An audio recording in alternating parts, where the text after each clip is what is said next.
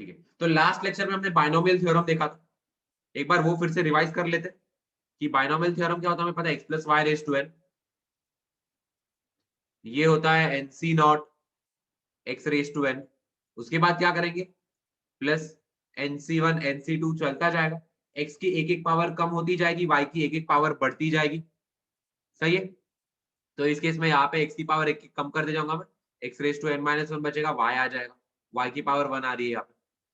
उसके बाद plus nc, sorry यहाँ पे nc1 था, then we have nc2 x raised to n minus 2 y raised to 2 plus then we have nc3 x raised to n minus 3 y raised to 3 and so on।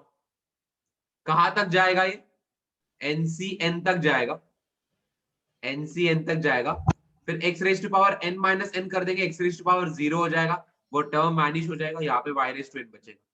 तो ये है हमारा binomial theorem. I hope ये आप लोगों को clear है। अभी अगर मैं इसे फर्स्ट टर्म बोलूं, इसे अगर मैं सेकेंड टर्म बोलूं, इसे अगर मैं थर्ड टर्म बोलूं, तो अभी सवाल ये उठता है कि ऐसे टोटल कितने टर्म्स है। तो ध्यान से देखो, ये x की पावर, या फिर चलो ये इसे बाइनोमियल कोएफिशिएंट देखो जरा। बाइनोमियल कोएफिशिएंट मतलब मैं ये जो c वाले टर्म्स है इनकी बात कर रहा हूँ, nc not nc1 nc2, zero से स्टार्ट हो रहा है n तक जा रहा है, जीरो से स्टार्ट हो रहा है n तक जा रहा है। सही है, एग्जाम्पल देके बताओ मैं, अगर कोई चीज जीरो से स्टार्ट हो रही है और वो 4 तक जा रही है, तो 0 1 2 3 4 कितने टर्म्स हो गए इसमें, कहने से 5 टर्म्स हो गए, 1 2 3 4 5। तो सिंस यहाँ पे ये nc नॉट जो है जीरो से स्टार्ट हो रहा है n तक जा रहा है, तो इसमें टोटल कितने टर्म्स है, इसमें टोटल n+1 टर्म्स है। ऐसे इसमें टोटल n+1 टर्म्स है। जिन जिन बच्चों को ये क्लियर है थम्स अप दो मुझे, चलो जल्दी से।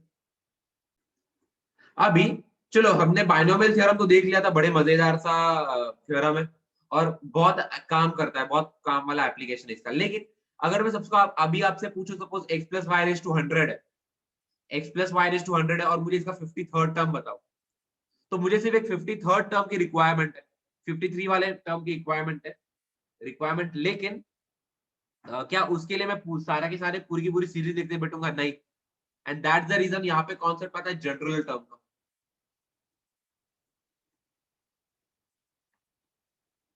यहाँ पे कॉन्सेप्ट आता है जनरल टर्म का।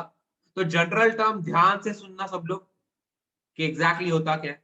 यहाँ पे फर्स्ट टर्म है, सेकेंड टर्म है, थर्ड टर्म है, जरा ध्यान से देखो। ये सेकेंड टर्म में क्या हो रहा है, यहाँ पे 1 आ रहा है, x raise to n minus 1 आ रहा है, वाई रेज टू 1 आ रहा है, ये सेकेंड टर्म में आ रहा है। थर्ड टर्म में क्या आ रहा है, यहाँ पे 2 आ रहा है, यहाँ पे x raise to n minus 2 आ रहा है, यहाँ पे वाई रेज टू 2 आ रहा है। तो यहाँ पे मैं सबसे पहले किसी भी बाइनोमियल थ्योरम का जनरल टर्म का फॉर्मूला लिख रहा हूँ।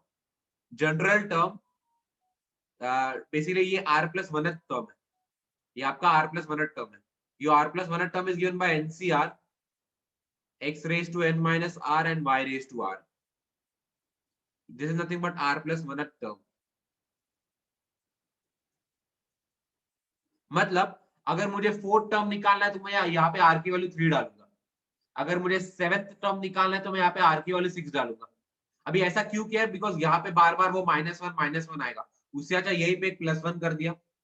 तो r plus one term is given bye, अगर मुझे फर्स्ट टर्म चाहिए तो मैं r की वैल्यू 0 डालूंगा, एंड सो ऑन। तो ये आपका जनरल टर्म का फॉर्मूला है, tr plus 1 is given by ncr x raised to n minus r y raised to r।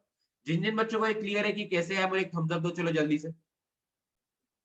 तो देखो इसमें क्वेश्चन क्या बोला कि फिफ्थ टर्म पूछा है, तो अगर मैं इसे कंपेयर करूं x plus y raised to n से, if I compare it with x plus y raised to n, तो x के बदले क्या रिप्लेस किया गया है, x के बदले रिप्लेस किया गया है x स्क्वायर, और y के बदले क्या लिखा गया है, यहाँ पे y के बदले लिखा गया है -4/x³। x के बदले लिखा गया है x स्क्वायर, y के बदले लिखा गया है -4/x³, और n के बदले लिखा गया है 11।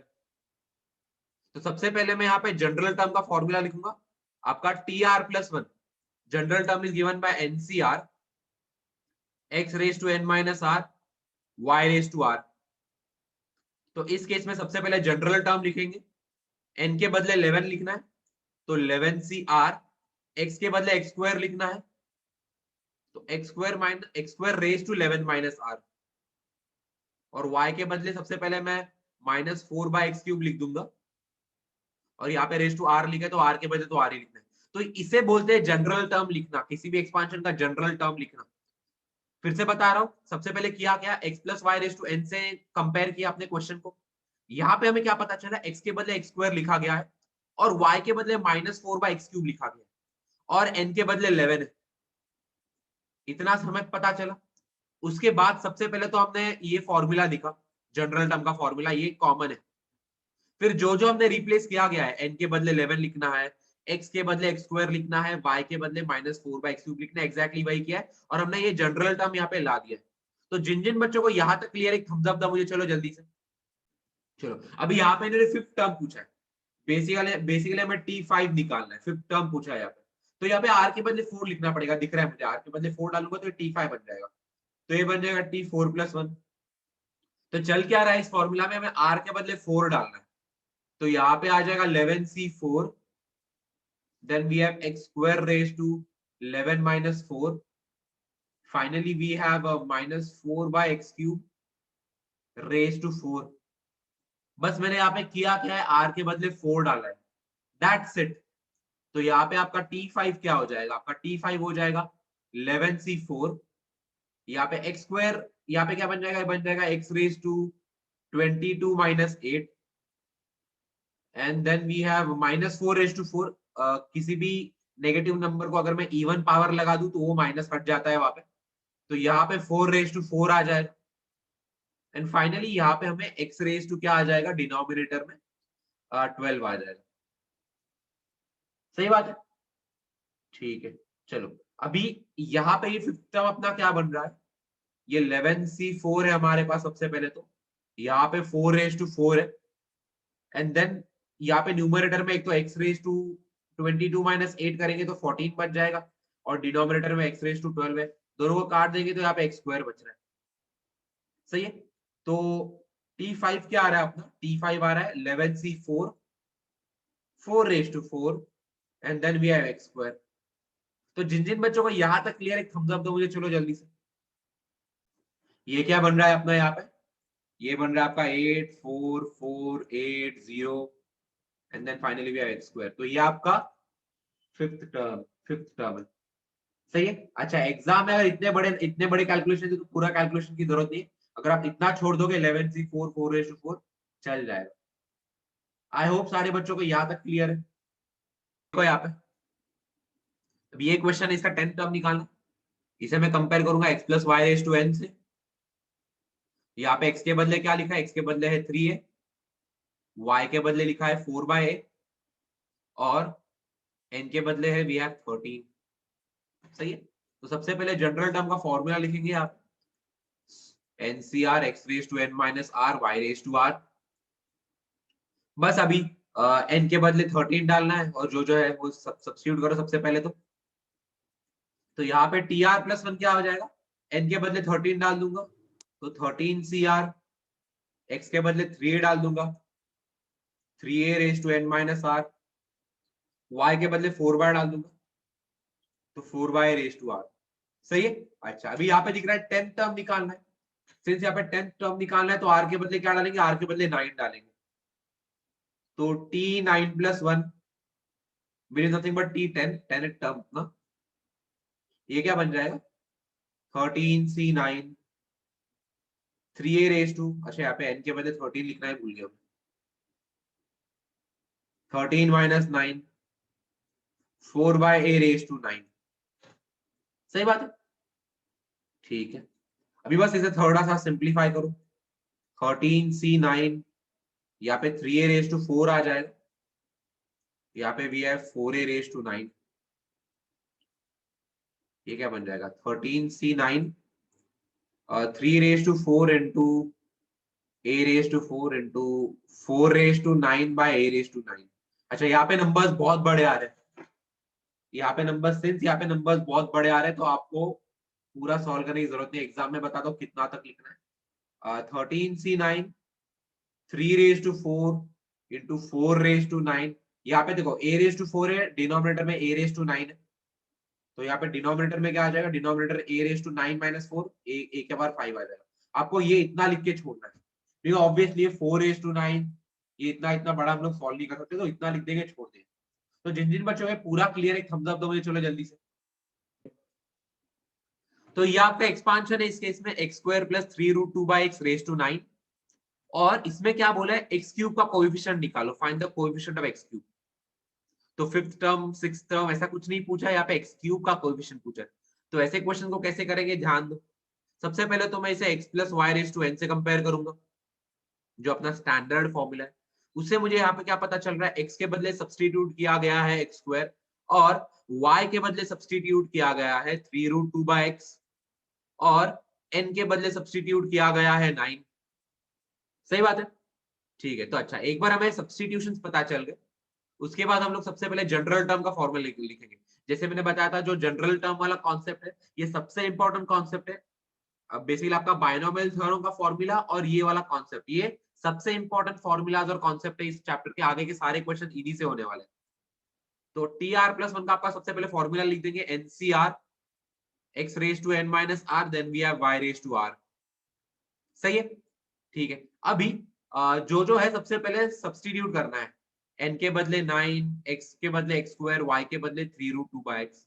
तो यहाँ पे TR+1 क्या बन जाएगा, TR+1 बन जाएगा आपका 9CR, x के बदले आ जाएगा x², तो x²⁻⁹ and then finally we have y के बदले क्या आ रहा है, y के बदले 3√2/x आ रहा है, the whole raise to r।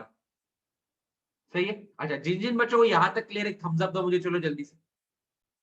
ठीक है, तो एक बार ये लिख दिया। अभी यहाँ पे आर की वैल्यू एग्जैक्टली क्या डाले, क्वेश्चन मार्क है, बिकॉज यहाँ पे फर्स्ट ऐसा कुछ नंबर ऑफ टर्म नहीं बोला है। यहाँ पे सीधा सीधा पूछा गया कि यार एक्स क्यूब बताओ, एक्स क्यूब का कोएफिशिएंट बताओ, दैट्स इट। तो यहाँ पे आर की वैल्यू एग्जैक्टली डाले गया है, कंफ्यूजन। तो सबसे पहले इसे थोड़ा सा सिंप्लीफाई कर लेते हैं, उसके बाद हमें पिक्चर क्लियर हो जाएगा। ये है 9CR, ये x²⁻⁹ तो एक्चुअली ये क्या बन जाएगा, ये बन जाएगा x⁻18−2r, x⁻18−2r। फिर यहाँ पे क्या बन जाएगा, यहाँ पे आपका बन जाएगा 3r टाइम्स ये √2 है ना, और √2 जो है आपका √2 जो है 2½ के बराबर है एक्चुअली। सही है, तो अगर मैं √2r कर दूं तो ये 2½ बन जाएगा। तो ये क्या बन जाएगा, ये बन जाएगा 2r/2 बन जाएगा, दैट्स इट। तो यहाँ पे 2r/2 आ रहा है, the whole divided by x⁻r, the whole divided by x⁻r। चलो अभी क्या करेंगे, सारे कांस्टेंट, जो भी कांस्टेंट नंबर्स है उनको एक साइड में ले लेते हैं, और जो भी x है या फिर x की पावर है या फिर जो वेरिएबल वाले टर्म्स है उन्हें एक साइड में ले लेते हैं। तो सबसे पहले ये 9CR मैंने लिख दिया, उसके बाद 3r मैंने यहाँ पे लिख दिया, फिर यहाँ पे मैंने 2r/2 लिख दिया। फाइनली यहाँ पे x की कौन सी पावर है, यहाँ पे सबसे पहले x की पावर 18−2r है, the whole divided by x की पावर r है। सही है। अच्छा, तो यहाँ पे क्या बन जाएगा, यहाँ पे बन जाएगा 9CR 3r into 2r/2 into, यहाँ पे देखो, यहाँ पे सब्ट्रैक्ट हो जाएंगे ना, यहाँ पे x⁻a/x⁻b अगर मैं करूं तो it is nothing but x⁻a−b। आपके इंडाइसेस की प्रॉपर्टीज है, लोअर स्टैंडर्ड्स में पढ़े बट ध्यान में होनी चाहिए एकदम अच्छे से। x⁻a/x⁻b आपका x⁻a−b होता है। तो इस केस में x⁻18−2r/x⁻r, तो ये दोनों को मुझे सब्ट्रैक्ट करना पड़ेगा। यहाँ पे हो जाएगा x⁻18−2r माइनस r, तो यहाँ पे बन जाएगा 18−3r। तो ये जो लास्ट में लिखा है ये मैंने सबका ओवरऑल सिंप्लीफाइड फॉर्म लिखा है। तो लास्ट में जो मैंने लिखा है ये कैसे आया है, जिन जिन बच्चों को क्लियर है थम्स अप दो मुझे, चलो जल्दी से। अभी देखो यहाँ पे हम लोग क्या करेंगे, x की पावर 18−3r है। अभी इन्होंने क्या बोला है, x का क्यूब चाहिए हमें, x का क्यूब चाहिए हमें। दैट मींस यहाँ पे दिख रहा है x की पावर 3 होनी चाहिए, तो यहाँ पे x की जो पावर है उसे मैं 3 से इक्वेट कर दूंगा।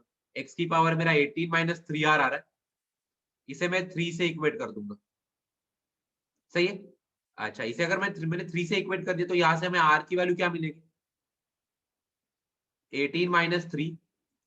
इसे इस इक्वेशन को मैं सॉल्व करूंगा, 18−3 जो है वो 3r के बराबर है, दैट मींस आपका 3r जो है वो 15 के बराबर है, दैट मींस आपका r जो है वो 5 के बराबर है। So after solving this equation, basically x का जो भी पावर आ रहा था उसे मैंने 3 से इक्वेट कर दिया, उससे मुझे r की वैल्यू 5 आ रही है। तो r की वैल्यू 5 आ रही, कैसे आ रही है, ये जिन जिन बच्चों को क्लियर है थम्स अप दो मुझे, चलो जल्दी से। तो अभी करना क्या है इस केस में, हमें r की वैल्यू 5 डालनी है, तो एक्चुअली यहाँ पे हमें 6th टर्म निकालना है। तो substituting r is equal to 5 in this equation, तो यहाँ पे क्या हो जाएगा, t6 हो जाएगा ये, यहाँ पे क्या हो जाएगा 9c5 3 raise to 5 2 raise to 5/2 into x cube बन जाएगा, यहाँ पे दिख रहा है, यहाँ पे 18 माइनस 15 3 बन जाएगा। तो ये आपका आंसर है। तो फाइनली क्या लिखेंगे हम लोग, कोएफिशिएंट, अच्छा चलो ये छोटे नंबर्स लग रहे हैं, सॉल्व करके देख लो क्या आएगा। वैसे यहाँ पे √2 के टर्म्स में आएगा, तो मैं तो नहीं कर रहा हूँ, तुम लोग कर देना। तो यहाँ पे आंसर क्या आ जाएगा, coefficient of x cube, coefficient of x cube is 9c5 3 raise to 5 2 raise to 5/2। तो जिन जिन बच्चों को ये पूरा क्वेश्चन क्लियर है, मुझे थम्स अप दो चलो जल्दी से। Okay good. X raise to -20 का कोएफिशिएंट निकालना है, तो वही प्रोसीजर अपना, सबसे पहले x plus y raise to n, इससे कंपेयर करेंगे। तो यहाँ पे चल क्या रहा है, x के बदले एक्स क्यूब सब्सटीट्यूट किया है, y के बदले क्या सब्सटीट्यूट किया है, y के बदले सब्सटीट्यूट किया -1/2x², और n के बदले वी हैव 15। सही है। अच्छा, इतना होने के बाद सबसे पहले जनरल टर्म का फॉर्मूला लिखेंगे यहाँ पे। आपका tr+1 जो है वो क्या होता है, nCr x raise to n minus r y raise to are.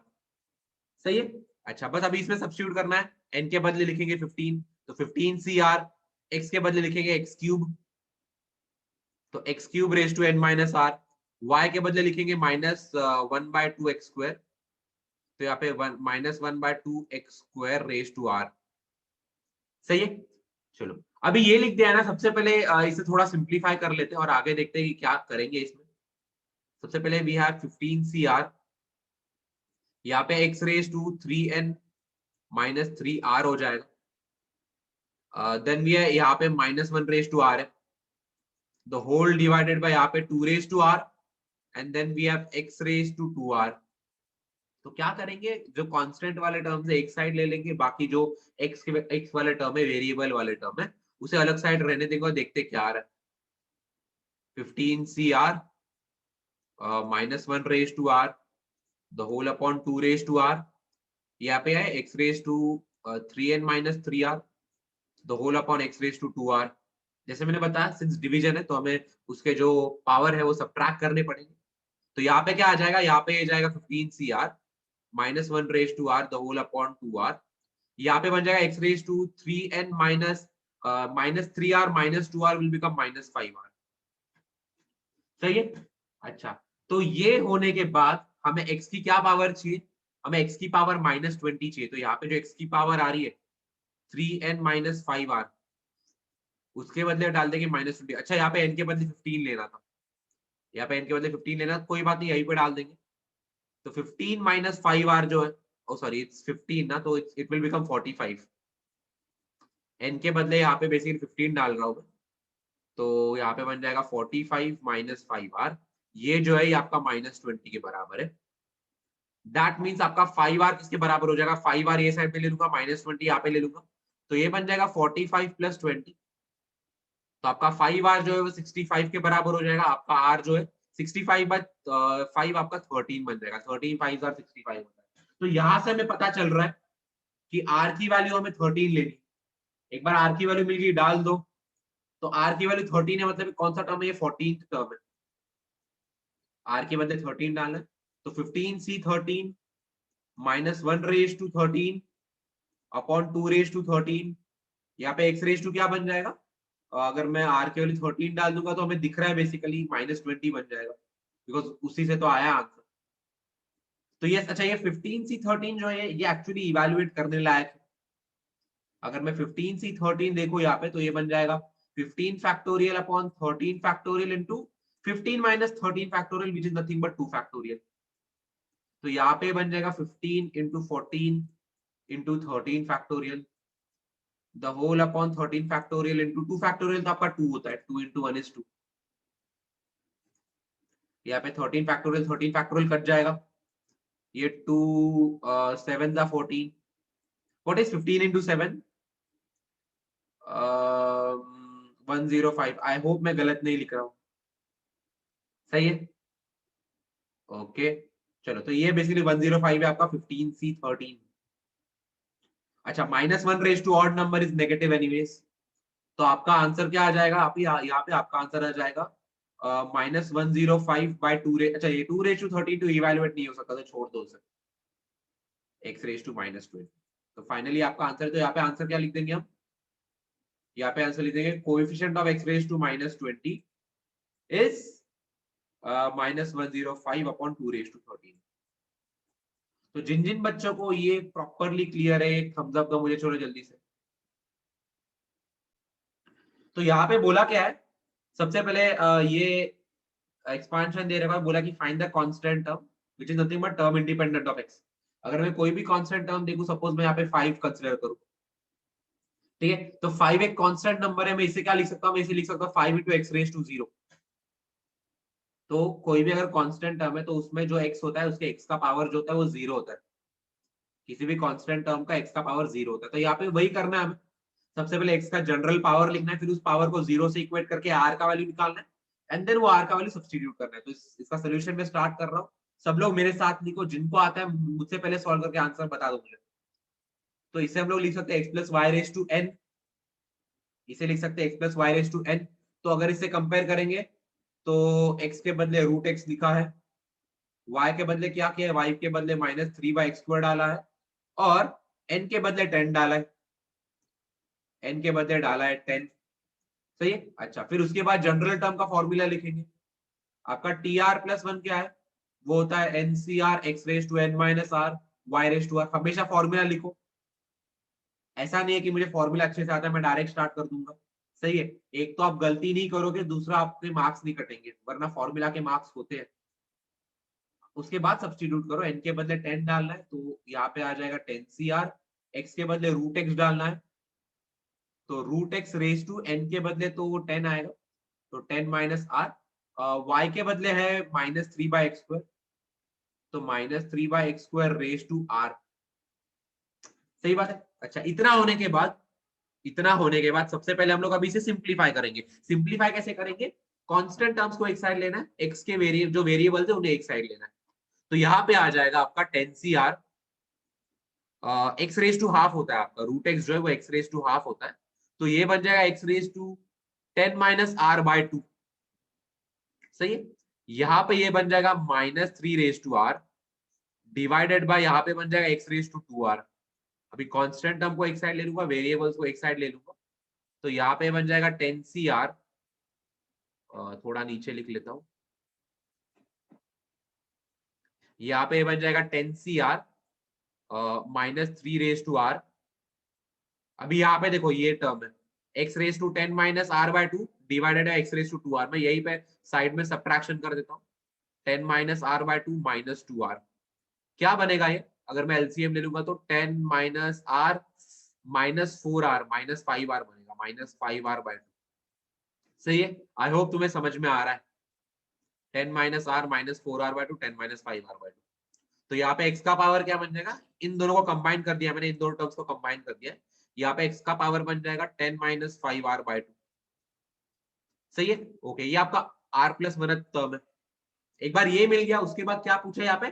Term independent of x पूछा है। टर्म इंडिपेंडेंट ऑफ x का मीनिंग x की पावर उस टर्म में 0 होनी चाहिए। तो इस केस में जो पावर आ रही है इसे 0 से इक्वेट कर दूंगा, 10 - 5r/2 इसे 0 से इक्वेट कर दूंगा। इसे जब मैं सॉल्व करूंगा, यहाँ पे क्लियरली दिख रहा है r की वैल्यू 2 आ जाएगी। r की वैल्यू 2 डाल के देखो, 5 2 10, 10 - 10 0। यस, r की वैल्यू यहाँ से 2 आ रही है। तो करना कुछ नहीं है, r के बदले 2 डालना है, तो बेसिकली यहाँ पे हमें t3 निकालना है, थर्ड टर्म निकालना है। 2+1 r के बदले 2 डाल दूंगा, तो यहाँ पे आ जाएगा 10C2 -3/2, और यहाँ पे तो ये चीज क्या बन जाएगी? ये चीज तो 1 बन जाएगी, x⁻0 बन जाएगी। सही है। अच्छा, दैट्स इट, अभी कुछ नहीं इसे। अच्छा, ये 10C2 इवैल्यूएट करने लायक है, जो जो इवैल्यूएट करने लायक है, जो सिंपली आ जाएंगे उन्हें इवैल्यूएट करना है। तो 10C2 क्या बन जाएगा?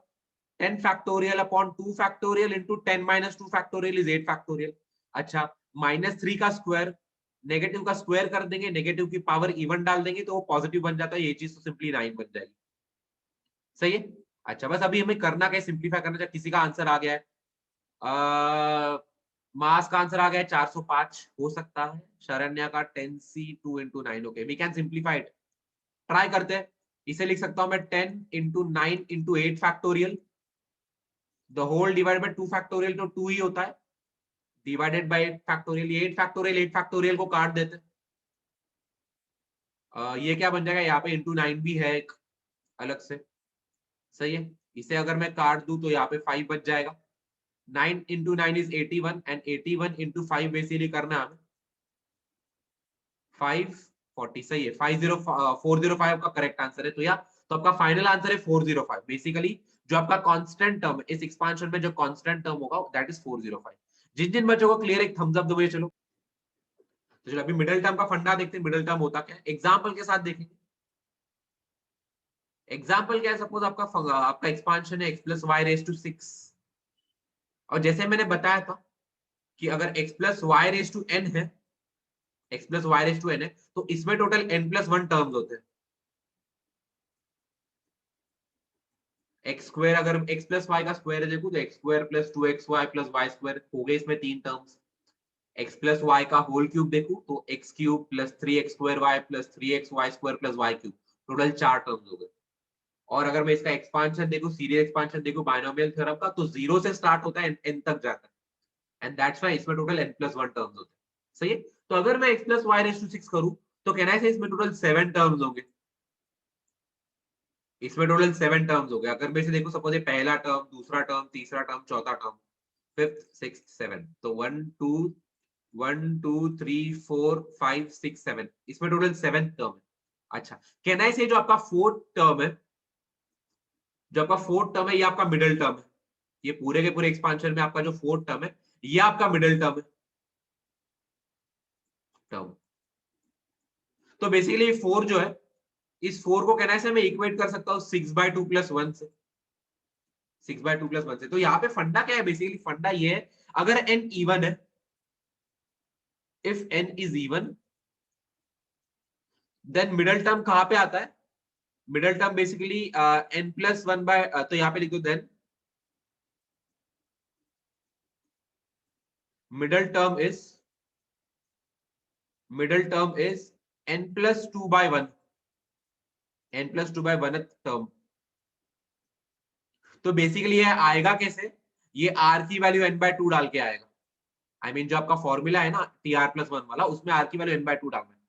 तो अगर n इवन, तो इतना याद रखना है कि ये जो एक्सपांशन है, अगर उसमें n जो है अगर वो एक इवन नंबर है, तो आपका मिडिल टर्म कौन सा टर्म होगा, वो n/2 प्लस 1 टर्म होगा।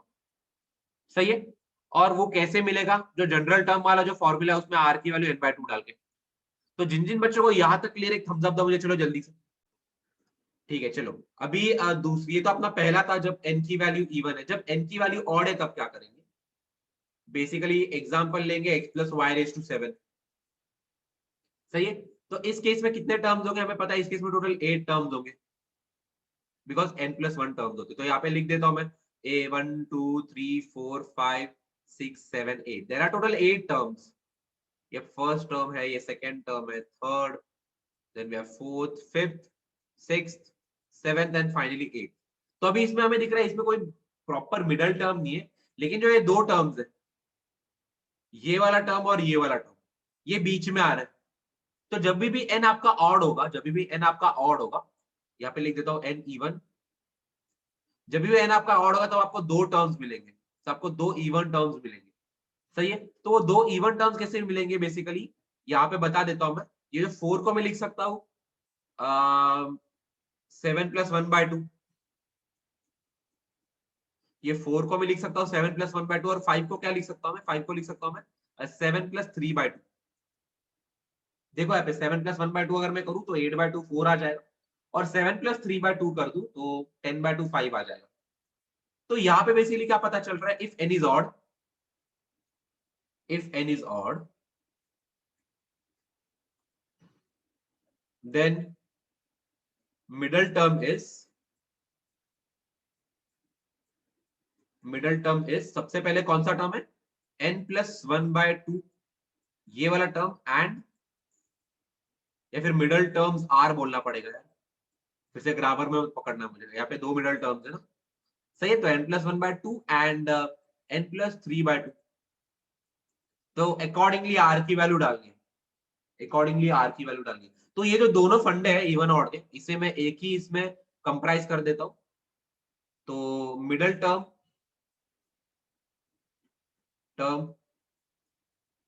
Is equal to, middle term क्या होगा, सबसे पहले तो n/2 प्लस 1 टर्म, अगर n आपका इवन है, और n+1/2 एंड n+3/2 टर्म अगर n आपका ऑड है। तो इतना एकदम अच्छे से याद रखो, मिडिल टर्म के सारे क्वेश्चंस चुटकी में बहुत इजीली कर लोगे, ज्यादा कुछ है ही नहीं इसी में। तो करस्पॉन्डिंगली अकॉर्डिंगली आपको आर की वैल्यू डालनी है। अगर n इवन है तो आपको ये वाला टर्म ढूंढना है, अगर n ऑड है तो आपको ये दो टर्म ढूंढना है। जिन जिन बच्चों को क्लियर, एक थम्स अप दो मुझे, चलो जल्दी से। चलो अभी क्वेश्चन क्या है, find the middle term. Find the middle term, तो यहाँ पे हमें दिख रहा है, ओके प्रिंस का आंसर आ गया है, गुड। यहाँ पे हमें दिख रहा है कि x plus y raise to n से अगर मैं कंपेयर करूं, x का वैल्यू क्या हो गया, x तो x के बदले x बाय वाई डाल दिया है, y के बदले क्या डाल दिया है, y के बदले y बाय x डाल दिया है, और इस केस में आपका n जो है वो 12 के बराबर है। ठीक है, चलो अब इस सिंस आपका n इवन है, आपका n इवन है, तो मिडिल टर्म कौन सा रहेगा, मिडिल टर्म कौन सा रहेगा, n/2 प्लस 1। तो इस केस में ये हो जाएगा 12/2 plus 1, basically seventh term. Seventh term आपका मिडिल टर्म है। टी आर प्लस 1 लिख दूंगा मैं यहाँ पे, सबसे पहले फॉर्मूला लिखना पड़ेगा, nCr x raise to n minus r y raise to r. सही है, तो यहाँ पे हो जाएगा 12CR, एक्स के बदले x by y raise to 12 minus r, y के बदले y by x raise to are.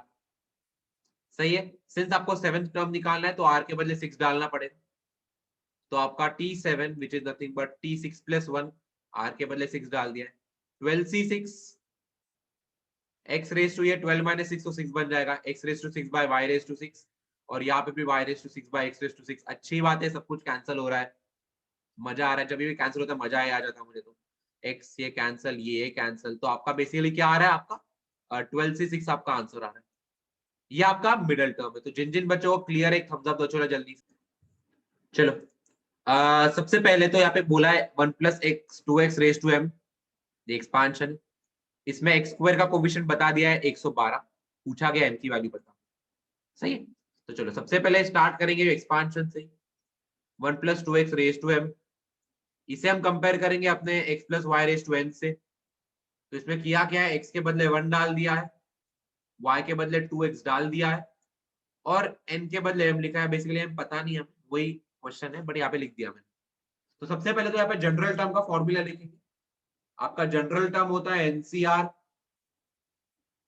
Sorry equal to नहीं, nCr x raise to n minus r y raise to r. सही है, अच्छा अभी यहाँ पे करेंगे क्या, जो है वो डाल देंगे, n के बदले m डाल देंगे, mcr, x के बदले 1 है तो 1 की पावर कुछ भी लगा दो है, फर्क नहीं पड़ता, तो वो लिखने की जरूरत ही नहीं। फिर y की पावर r, y के बदले डाल दिया है 2x, 2x की पावर r। सही है, तो जरा इसे अच्छे से लिखेंगे, अपना जो r प्लस 1 टर्म है वो क्या बन जाएगा, वो बन जाएगा mcr 2 raise to r into x raise to r. सही, तो ये आपका जनरल टर्म हमने लिख दिया है। अभी यहाँ पे एक्स स्क्वायर का कोफिशिएंट पूछा है, तो बेसिकली एक्स की पावर 2 होनी चाहिए, तो सिंस यहाँ पे एक्स की पावर आर है, आर का वैल्यू तो 2 होना चाहिए, यहाँ से हमें पता चल रहा है।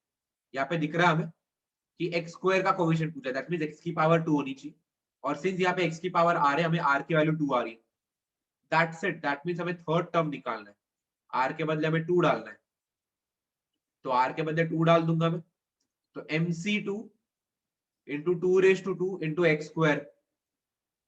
सही है, ये हमें आ रहा है। अभी एक्स स्क्वायर का कोएफिशिएंट 112 बोल दिया, दैट मींस एक्स स्क्वायर के साथ जो भी है, दिस क्वांटिटी इज 112, तो लिख दूंगा मैं आपका जो mc2 है, mc2 इंटू 2 रेस टू 2, ये जो है आपका 112 के बराबर है। सही है, 2 रेस टू 2 आपका 4 होता है, दैट मींस mc2 जो है आपका, mc2 जो है that is 112 by 2 raise to 2 is 4। अगर मैं इसे सॉल्व कर दूं, कितना हो जाएगा, 4 2 आर 8, 32, 4 8 आर 32, दैट मींस आपका mc2 जो है, mc2 की वैल्यू 28 है, आपके mc2 की वैल्यू 28, सही है। अभी हमें करना क्या है, m की वैल्यू निकालनी, तो इसे आगे सॉल्व कर लेते हैं। mc2 क्या बनेगा, ये बनेगा m factorial upon 2 factorial times m minus 2 factorial, ये जो है 28 के बराबर है। चलो इसे मैं यहाँ पे सॉल्व कर रहा हूँ। m फैक्टोरियल को लिख सकता हूँ m into m minus 1 into m minus 2 factorial, the whole divided by 2 times m minus 2 factorial is equal to 28। सही है। चलो अभी यहाँ पे दिख रहा है मुझे m minus 2 factorial m minus 2 factorial cancel. Equation क्या आ रही है, इक्वेशन आ रही है m इंटू m माइनस 1 जो है ये 2 इंटू 48 28 अगर मैं कर दूंगा इतना हो जाएगा ये 56। आई होप करेक्ट कर रहा हूँ। सही, तो ये हमें इक्वेशन मिल गई। अच्छा डायरेक्टली से बाय इंस्पेक्शन भी कर सकते हो कि यार दोनों दोनों कॉन्सेक्यूटिव नंबर्स को मल्टीप्लाई करके 56 आ रहा है। क्या होता है 7 8 56 होता है ना।